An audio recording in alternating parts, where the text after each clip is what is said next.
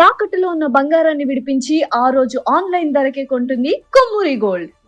నమస్కారం అండి, సుమన్ టీవీకి స్వాగతం. నేను గీతాంజలి. ప్రస్తుతం నేను శ్రీనగర్ కాలనీలో ఉన్నటువంటి కళాశ్రీ టెంపుల్ గ్యాలరీ అని చెప్పొచ్చండి. ఆర్ట్ గ్యాలరీ అని కూడా అంటారు. చాలా మంది గతసారి నేను వీడియో చేసినప్పుడు అడ్రస్ ఎక్కడ అని అంటున్నారు. పెద్దగా పరిచయం కూడా అవసరం లేదు, ఎంతో మందికి తెలుసు శ్రీనగర్ కాలనీలో ఉన్నటువంటి కళాశ్రీ ఆర్ట్ టెంపుల్ అంటే ఏంటి. టెంపుల్ అని ప్రత్యేకించి ఎందుకు అంటాను అనేది ఇక్కడికి వచ్చి చూసిన వాళ్ళు నిజమేనమ్మా అది టెంపుల్ లానే ఉందని చెప్పి నాకు చాలా పర్సనల్గా కామెంట్స్ చేశారు. నిజమేనండి, వచ్చిన తర్వాత అర్థమైంది. ఏదైనా గుడికి వెళ్తే మహా అయితే 2-3 దేవీ దేవతలను దర్శించుకుంటాం. ఇక్కడికి వస్తే అందరి దేవుళ్ళు మనకి దర్శనం ఇస్తారు. ప్రతి ఒక్క పటంలో దేవతలను చూస్తూ ఉంటే ప్రాణం పోసినట్టుగా వాళ్ళు నిజంగా అక్కడే కూర్చుని ఉన్నారు మనల్ని దీవించడానికి అని అనిపిస్తుంది. అటువంటి చిత్రాలను వేసింది మనందరికి ఎంత కళ్ళకు కట్టినట్టుగా దేవీ దేవతల దర్శనం ఇప్పిస్తుంది డాక్టర్ పిజి కేశవులు గురుస్వామి వారు ప్రస్తుతం మనతో పాటు ఉన్నారండి. వారితో మాట్లాడి ఎన్నో విషయాలు మీరు కామెంట్స్లో అడిగినవి, ఆ సందేహాలన్నీ ఇవాళ వీడియోస్లో నివృత్తి చేయబోతున్నాను. ఇక ఆలస్యం చేయకుండా గురువు గారితో మాట్లాడదాము. గురుగారు నమస్కారం అండి. నమస్కారం అండి. చాలా సంతోషం అండి మరొకసారి మిమ్మల్ని కలవటం. మిమ్మల్ని కలిసిన తర్వాత ఇక్కడ దేవి దేవతలను చూసిన తర్వాత నాకు ఒకటే ప్రశ్న అడగాలనిపించింది, వారాహి అమ్మవారి గురించి. ఎందుకంటే ఎంతో చర్చ నడుస్తోంది 2 ఏళ్ల క్రితం నుంచి అనుకుంటా. అంతకు ముందు వరకు కూడా వారాహి నవరాత్రులు ఉంటాయని, అది అందరూ జరుపుకోవచ్చని ఇలా ఎవరికి తెలియదు. ఈ 2 ఏళ్ల నుంచి బాగా అమ్మవారి గురించి అంటే ఎక్కువగా వినటము, సాధారణ గృహిణులు మాలాంటి వాళ్ళు ఎవరున్నా అందరూ కూడా పూజ చేసుకోవచ్చని, నవరాత్రులు చేసుకోవడం కానీ, ఇళ్లలో ఫోటోలు పెట్టుకోవడం కానీ ఇవన్నీ చేస్తూ ఉన్నాం. కానీ ఇంకా ఎక్కడో సందేహం ఉంటుంది, అసలు వారాహి అమ్మవారిని అందరం కొలవచ్చా, కొలిచే రీతి ఉందా, ఇంట్లో అమ్మవారి పటాలు పెట్టుకోవచ్చా, పెట్టుకుంటే ఎటువంటివి పెట్టుకోవాలి, అసలు అమ్మని ఎలా ఆరాధించాలి, వీటి గురించి. వారాహి అమ్మవారు కాశీ క్షేత్రానికి క్షేత్ర పాలకురాలు. అక్కడికి వెళ్ళినప్పుడు అమ్మవారిని ఆరాధించుకుంటుంటాం. ఆ తర్వాత కాశీ విశ్వనాథుడిని దర్శించుకుంటుంటాం, కాలభైరవుడిని దర్శించుకుంటుంటాం. ఆ పవిత్ర గంగా నదిలో మనం చేసిన పాపాలన్నీ కడిగేసుకొని పునీతులమై వస్తుంటాం. అక్కడి వరకే చాలా ఏళ్ల క్రితం నడిచేది. వారాహి అమ్మవారు కాశీ క్షేత్రంలో పాలకురాలుగా ఉంది, ఇదే తెలుసు. కానీ అంతకు శాక్తేయం ప్రకారం అమ్మవారు దండనాయికి శ్రీచక్ర పీఠంలో సేనానాయకిగా ఆ అమ్మ విరాజిల్లుతుంది. శక్తి సేనకు ఆమె సారథ్యం వహించి ముందుకు నడిపిస్తుంది. అటువంటి అమ్మవారు వారాహి ముఖ ఆకృతితో ఉంది. ఆ వారాహము అంటే కొందరు అసహించుకునేవారు ఉంటారు, కొందరు ఇతర మతస్థులు ఆ వారాహి చిత్రం కనిపెట్టినా భయపడి వెనక్కి అడుగు వేస్తుంటారు.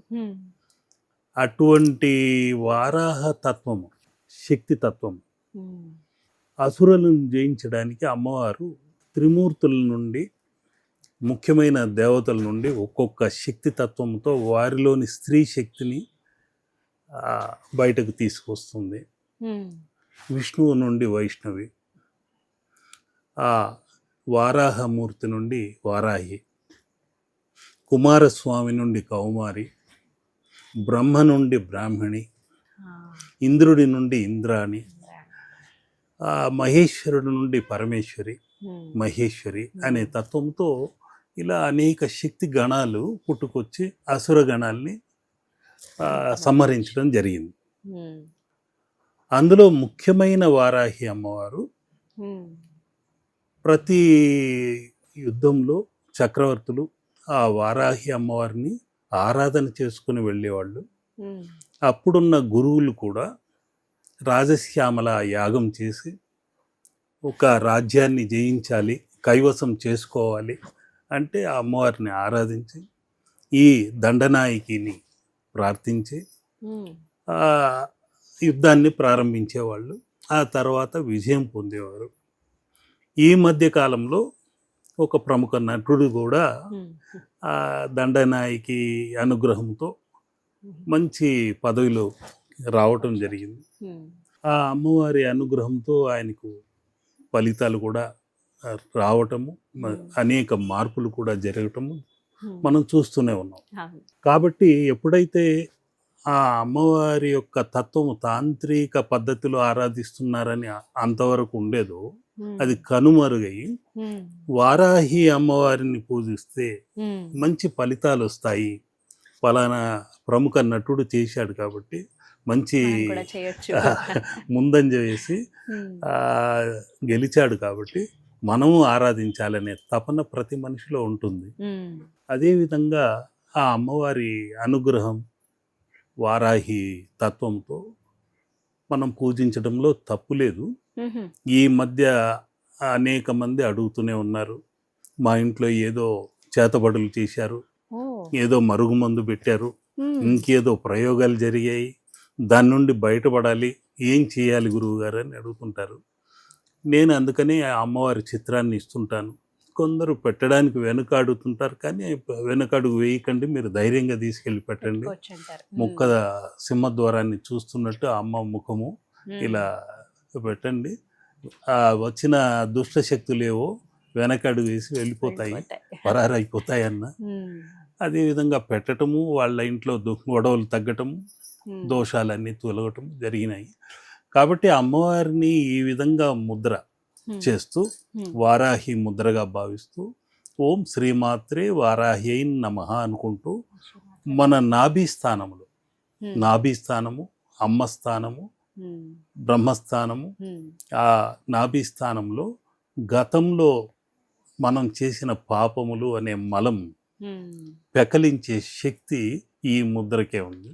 ఈ అమ్మ దంతములు కోరలు ఇలా పెకలించి వేస్తున్నట్టు మన నాభి స్థానంలో ఆ ముద్రను చేస్తూ నా గృహ తత్వంలో ఉండే మలినములు, పాపములనే మలినములు, మలమును వెలిక్కి తీసేసి అమ్మవారు నన్ను రక్షిస్తుంది అని కోరుకుంటూ 9 సార్లు ఓం ఐం గ్లౌం ఐం టహ టహ టహ టహ ఓం అస్త్రాయ ఫట్ స్వాహ వార్తాళి ఉన్మత్త వారాహి నమః అని ఈ మంత్రాన్ని గనక వాళ్ళు అనుకొని ఈ ముద్రను చేస్తూ అమ్మ నాలో ఉండే గత జన్మలో దోషములన్నింటినీ ఆ మలమును తొలగించి వేస్తుంది అంటూ ఇలా తీసేస్తే 9 సార్లు గనక ఇలా చేస్తే దేహ గర్భంలోనే కాకుండా గృహ గర్భం మధ్యలో కూడా ఇలా నిలబడి 9 సార్లు ఇలా తీస్తే ఆ మంత్ర విస్ఫోటనం వలన ప్రతి అణువులో ఆ ఇంట్లో ఉన్న దోషములన్నీ పటాపంచలైపోతాయి. నా అనుభవపూర్వకంగా చేసి చూపించాను కూడా. కొన్ని చోట్ల అద్భుతమైన ఫలితాలు వచ్చాయి. ఆ అమ్మను ప్రతిష్ఠ చేసుకొని ఈ విధంగా గనక ముద్ర చేసి ఓం ఐం గ్లౌం ఐం టహ టహ టహ టహ ఓం అస్త్రాయ ఫట్ స్వాహ వార్తాళి నీలవారాహి నమః అని ఆ శని దశలో పుట్టినవారు ఉత్తరాభాద్ర, పుష్యమి నక్షత్రము, అనురాధ నక్షత్రం, ఈ 3 నక్షత్రాలు శని దశలో పుట్టినవారు మాత్రం ఈ నీలవారాహిని అనుకోవాలి. సింహవారాహి సింహరాశి వారు మకా పుబ్బ నక్షత్రముల వాళ్ళు అనుకోవాలి. కృత్తికా నక్షత్రం వారికి కూడా వారాహి అమ్మవారి అదృష్ట యోగిని కూడా. కృత్తిక, పుబ్బ, రేవతి ఈ నక్షత్రముల వాళ్ళకి ఈ ముద్రను కనుక చేస్తూ ఆరాధన చేసుకుంటే ఆ అమ్మ అనుగ్రహం తప్పకుండా చక్కటి ఫలితాలను ఇస్తుంది. ఆ అమ్మ ఉన్మత్త వారాహిగా ఉంటుంది. ఆ ఉన్మత్త వారాహి కొందరు ఎబిలిటీ ఉంటుంది, స్టెబిలిటీ ఉండదు, స్థిరత్వం ఉండదు. ఏదో హడావిడిగా తిరిగేస్తుంటారు కానీ ఏ పని స్థిరంగా చేయలేదు. ఒక ఉన్మాద తత్వంతో ఒక చిత్రాన్నో లేకుంటే ఒక జీవితాన్నో ఒక కళనో శిల్పిగానో నేను చేస్తూనే ఉండాలి.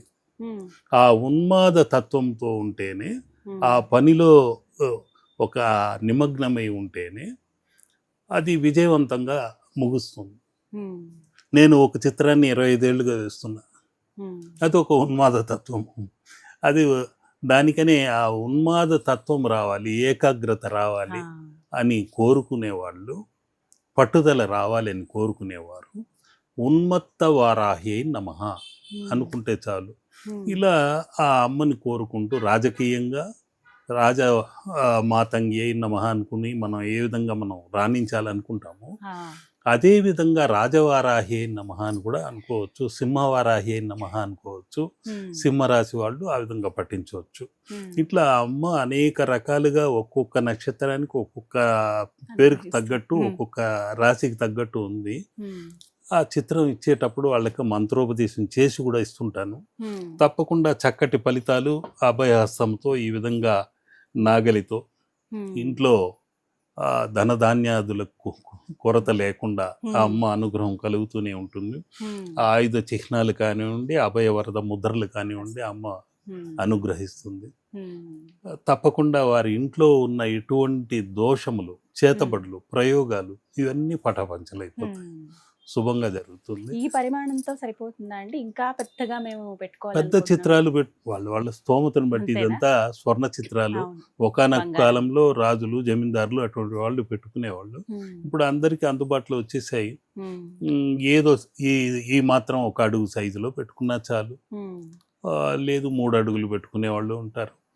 వాళ్ళు పిండి కొద్ది రొట్టె. విశేషంగా ఏమైనా పూజ చేయాల్సి ఉంటుందా? అటువంటివి ఏమి తాంత్రిక ప్రయోగాలు అటువంటివి ఏమి పట్టించుకోకుండా శ్రీచక్ర మేరు ఆ అమ్మ కొలువై ఉంది, దండనాయికిగా ఉంది. శ్రీచక్ర మేరువే మన దేహం. ఆ పీఠంలో సేనానాయికిగా, దండనాయికిగా ఆ తల్లి మనల్ని అనుగ్రహిస్తూ ముందుకు నడిపిస్తుంది. ఆ శక్తి సేన అంతా మన వెంట ఉంది అని సంకల్పం చేసుకుంటే అంతకంటే బలం ఇంకేముంది. ఒక అమ్మ అనుగ్రహానికి తప్పకుండా అందరూ ఆ కరుణా కటాక్ష వీక్షణం అందుకొని వారి ఇంట కనకదార పంట పండాలని కోరుకుంటూ ఓం శ్రీమాత్రే వారాహి నమః. శుభం. మీ ఆశీర్వచనం నిజంగా అదృష్టం గురువు గారు. మీరు అన్నట్టుగా ఈ విధంగా పెట్టుకుంటే భయాలు లేకుండా, ఎటువంటి భయం అనేది మనసులో ఉంచుకోకుండా అమ్మవారిని ఆరాధించుకునే పద్ధతి సాత్వికంగా ఉంది కాబట్టి ఆ విధంగానే మనందరం కూడా చేసుకుని ఆరాధించవచ్చు, అమ్మ అనుగ్రహం పొందొచ్చు అంటారు. చక్కగా వివరించారు. శుభం.